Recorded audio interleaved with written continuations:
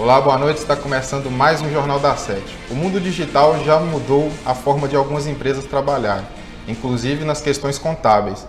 E para falar sobre o assunto, eu recebo em nosso estúdio o contador especializado em mídias digitais, Cássio Coelho. Cássio, boa noite. Boa noite. Obrigado pela presença. Eu que agradeço. Vamos começar falando sobre a abertura de empresas. Como funciona isso desde o básico? A primeira coisa que a gente tem que se perguntar é qual é o faturamento do profissional, o faturamento da empresa. Que aí a gente vai saber qual o melhor modelo de negócio para esse profissional. Se tratando em mídias digitais, nós temos os profissionais que faturam, tem um faturamento limitado por ano. Por exemplo, vamos falar dos infoprodutores ou do pessoal que são afiliados, são o pessoal que trabalha no marketing digital, com Instagram, os youtubers. Então a gente vai olhar qual o faturamento anual deles. Então a gente pode começar com o sistema de microempreendedor individual, que é uma guia simplificada que envolve todos os tributos que esse profissional deveria pagar. Quando a gente fala nesses profissionais, a gente também tem a forma de autônomo, que realmente é mais recomendado para profissionais que são médicos, advogados, que no caso desses profissionais, a guia de imposto de renda fica um pouquinho mais alto no outro ano, porque você paga imposto de renda como se fosse uma pessoa física, cai naquela tabelinha. Então ele pode pagar até 27,5% ao ano de imposto de renda.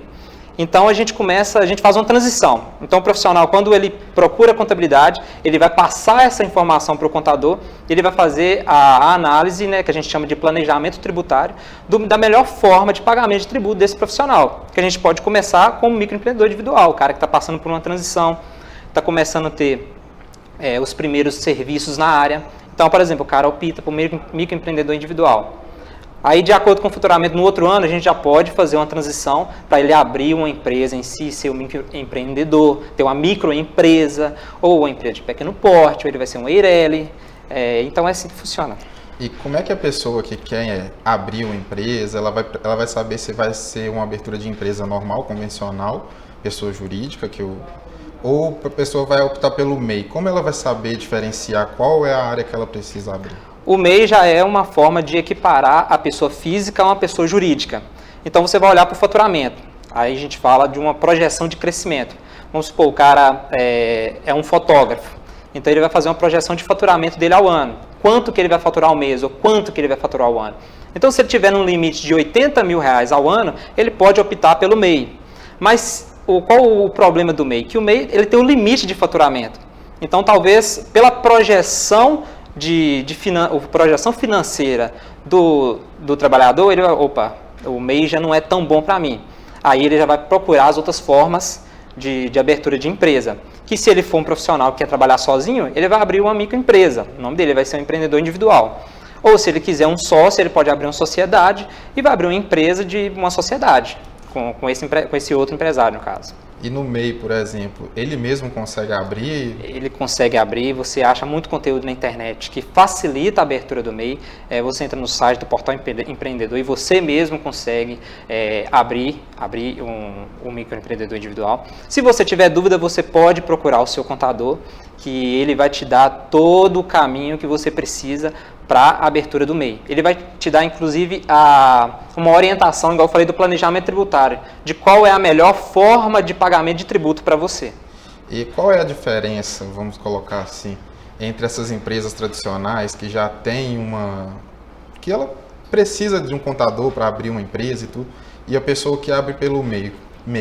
Quais que são essas diferenças, se é que existem? Não tem tanta diferença assim, porque o microempreendedor individual, ele é como se fosse uma empresa, mas ele é uma forma de você legalizar aquele trabalhador que normalmente, antigamente era autônomo.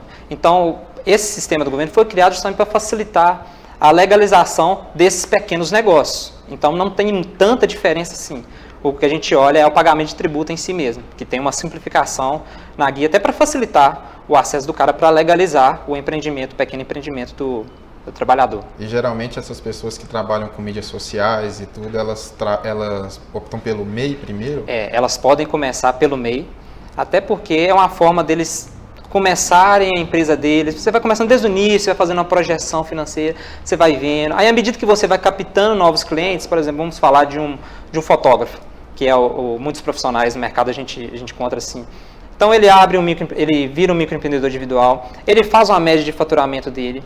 Aí ele vai conseguir projetar o próximo ano, se vai ser ideal ele continuar como microempreendedor individual ou se vai ser melhor ele captar uma empresa, porque a gente tem que tomar muito cuidado com o que a gente recebe como prestação de serviço. Se você está fazendo um trabalho e está prestando um serviço, você tem que pagar imposto sobre isso. Então, a melhor forma é que você legalize a sua profissão, seja ela como MEI ou seja ela como outra forma de empresa. Isso sempre analisando qual que é o seu faturamento anual. Então, a gente vai fazer nosso primeiro intervalo e no próximo bloco a gente vai falar sobre a prestação do serviço do contador para essas pessoas que trabalham com mídias sociais. Voltamos em instantes.